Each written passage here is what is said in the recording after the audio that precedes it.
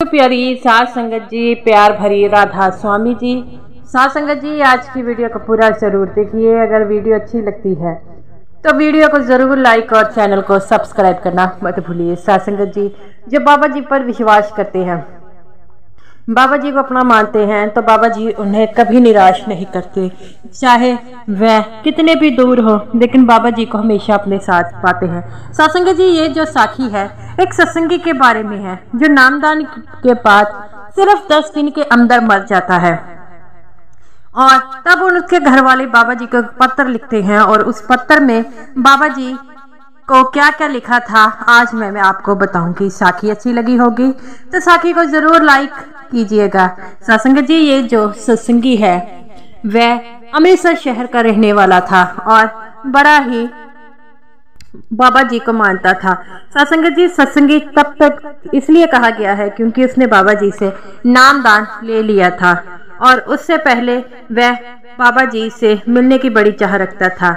और सत्संग जी, ये जो सत्संगी था ये फौज से रिटायर हुआ था, तो ऐसे ही वह बाबा जी से मिलने की चाह बनाकर घर से चल पड़ता है। अपने घर वालों को कहता है कि आज मैं नामदान लेकर आऊंगा। तो उसकी पत्नी कहती है कि ऐसे नामदान नहीं मिलता, पहले पर्ची लेने पड़ती है और फिर नामदान मिलता है। लेकिन वो कहता है नहीं नहीं, मैं नामदान लेकर आऊंगा, तू देख लेना। तो उसकी पत्नी कहती है ऐसे कैसे ले आएंगे, आपको तो पता है कि ऐसे नामदान नहीं मिलता।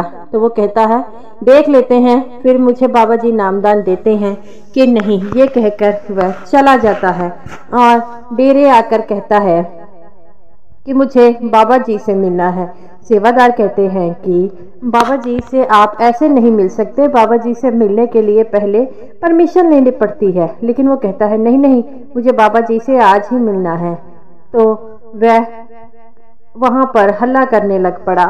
तो वहाँ पर सेक्रेटरी साहब आए और देखा कि ये हल्ला कर रहा है, तो वह कहते हैं कि मुझे बाबा जी से मिलना है। तो सेक्रेटरी साहब कहते हैं कि बाबा जी की अभी तो मैं देखता हूँ, अगर फ्री होते हैं तो मैं आपको मिला देता हूँ, और वह चले जाता है।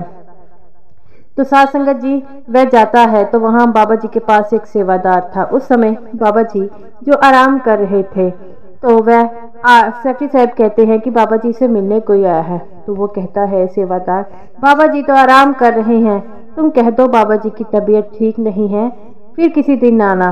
तो वह सेक्रेटरी साहब उसे ऐसा ही कहते हैं। ये सुनकर वह ऊंची ऊंची रोने लग पड़ा है और कहता है अरे मैंने तो बाबा जी से मिलना है, तुम लोग ऐसे क्यों कह देते हो कि बाबा जी अभी आराम कर रहे हैं।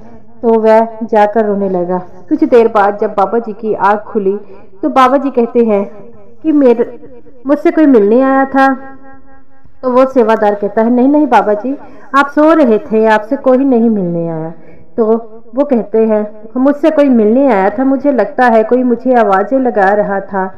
तो बाबा जी कहते हैं कि कोई तो आया होगा। वो सेवादार कहता है नहीं। बाबा जी कहते हैं फिर सोच लो। तो वह उसी आदमी का नाम लेकर कहते हैं वह मुझसे मिलने आया था। तो सेवादार जो है बाबा जी के आगे रोने लगा और कहने लगा हाँ बाबा जी, वह आपसे मिलने आया, लेकिन आप सो रहे थे तो मैंने आपको जो है बताया नहीं। तो बाबा जी कहते हैं जाओ उसे ढूंढ कर लाओ, उससे मुझे जरूरी काम है। तब वह जो सेवादार था उस आदमी को देखने चला जाता है, कहीं पर नहीं मिलता। इस बात से वह सेवादार बड़ा ही परेशान होता है कि अब मैं बाबा जी को क्या बताऊं कि वह कहीं नहीं मिल रहा। तो वह भी देखता है उधर उधर। तभी वह एक साइड पे देखता है कि वह आदमी ऊंची ऊंची रो रहा है। तो वो सेवादार उस आदमी को देखकर रोने लग पड़ता है। तो वह उस आदमी से पूछता है क्यों रो रहा है। वो कहता है मैं बाबा जी से मिलने आया था, बाबा जी मुझसे नहीं मिले। तो वो सेवादार कहता है बाबा जी ने तुझे बुलाया है, चल आ। तो वो कहते हैं सच में बाबा जी ने बुलाया है। वह अपनी आंखों को पूंछकर बाबा जी से मिलने चला जाता है। जब बाबा जी के सामने खड़ा होता है तो बाबा जी से कहता है बाबा जी मुझे आपसे कुछ कहना है। तो बाबा जी कहते हैं बेटा बताओ क्या कहना है। वो कहता है बाबा जी मुझे नामदान चाहिए। बाबा जी कहते हैं बेटा ऐसे नामदान नहीं मिलता, पहले पर्ची मिलती है तो फिर लेकिन वो कहता है बाबा जी मेरे पास मेरी ज़िंदगी के कुछ ही दिन हैं, इसलिए मुझे नामदान चाहिए। बाबा जी कहते हैं बेटा तुझे कैसे पता है तेरी ज़िंदगी के कुछ ही दिन हैं? तो वो कहता है मुझे डॉक्टरों ने कहा है कि तेरी जल्दी ही मौत होने वाली है, तो मुझे नामदान की बख्शीश चाहिए। और जब तक पर्ची मिलेगी नामदान मिलेगा, क्या पता मेरी मौत हो जाए। लेकिन बाबा जी कहते हैं बेटा अब मैं क्या कर सकता हूँ? तो वह बाबा जी के आगे हाथ जोड़कर कहता है बाबा जी मुझे नामदान की बख्शीश दी। तो बाबा जी ने उसे नामदान की बख्शीश दी और घर आकर अपनी बीवी को कहता है मुझे नामदान की बख्शीश होगी। सत्संग जी इस सत्संगी ने अपने घर वालों को नहीं बताया था कि मेरी मौत जल्दी होने वाली है, मुझे बीमारी है। तो उसकी बीवी कहती है अरे आपको कैसे बाबा जी ने नामदान दिया? तो वो कहता है जब सब मन में सच्ची लगन हो तो नामदान मिलता है।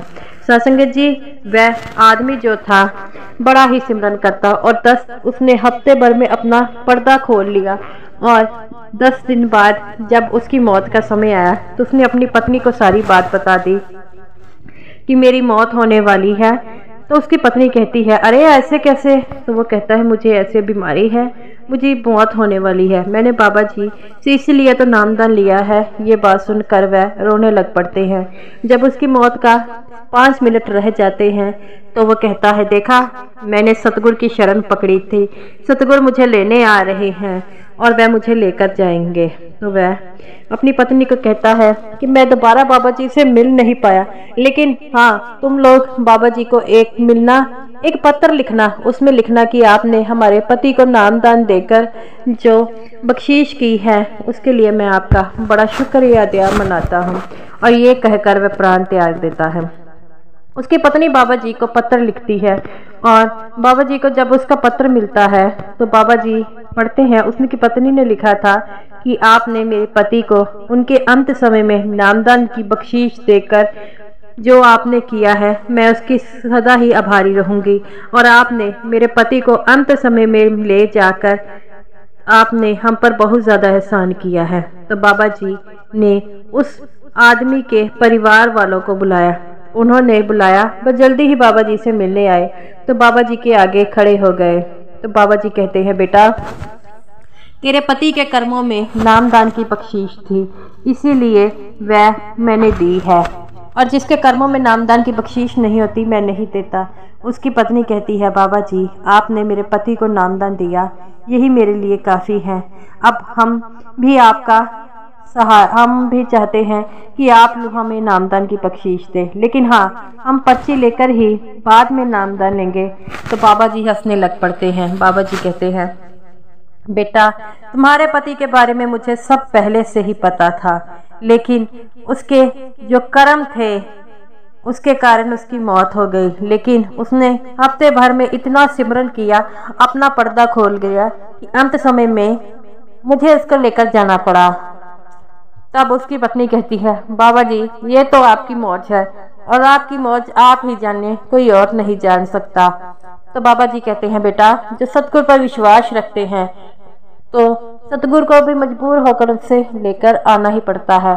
सत्संग जी ऐसे ही है बाबा जी, जब बाबा जी पर विश्वास करते हैं बाबा जी उसे लेने ज़रूर आते हैं, और हमें भी बाबा जी पर हमेशा जो है विश्वास रखना होगा, क्योंकि विश्वास की हमेशा जीत होती है। लेकिन कई सत्संगी नामदान तो ले लेते हैं, ना सिमरन करते हैं, ना अपने सतगुरु पर विश्वास करते हैं, लेकिन हमें अपने सतगुरु पर हमेशा विश्वास करना होगा।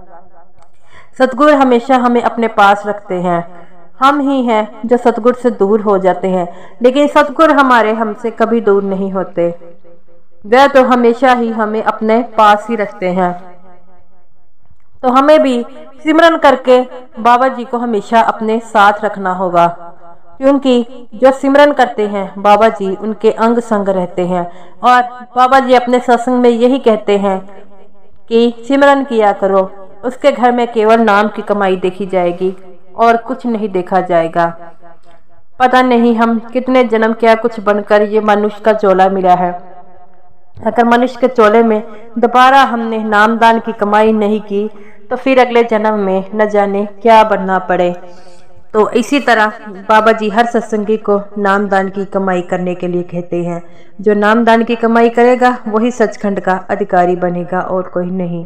तो गुरु प्यारी साध संगत जी, आपसे तहे दिल से निवेदन है कि आप भी भजन सिमरन जरूर किया कीजिएगा।